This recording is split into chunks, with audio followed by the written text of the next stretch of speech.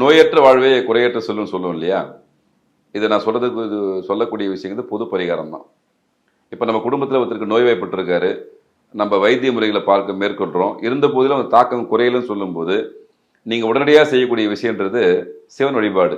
பக்கத்தில் எந்த சிவன் கோயில் இருந்தாலும் நீங்கள் போய் ஒரு அகலுக்கு எழுதிட்டு மைமருக அவர்கிட்ட வேண்டிடுவாங்க சிவபெருமான்ட்ட. ஐயா, அந்த வீட்டில் இந்த மாதிரி பிரச்சனை இருக்குது, நோய்க்கான தாக்கம் குறையணும்னு சொல்லிட்டு சிவனுக்கு ஒரு நெய் விளக்கு அகலுக்கு போட்டு வரும்போது நிச்சயமாக உங்கள் வீட்டில் அந்த நோய்க்கான தாக்கம் குறையும்.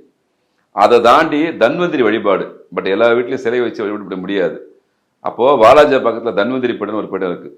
அங்கே 9வது லட்சுமியாக ஆரோக்கிய லட்சுமி இருப்பாங்க. அந்த லட்சுமி வழிபடணும். சென்னையில் இருக்கிற மக்களுக்கு ரொம்ப அற்புதமான விஷயம் யாரானா, உண்மையிலேயே நம்ம திருவான்மையில் இருக்கிற மருந்தீஸ்வரர், நம்மளுக்கு உண்மையான மருத்துவர் யாரானா அவர் தான். அவர் பேரே மருந்தீஸ்வரர்.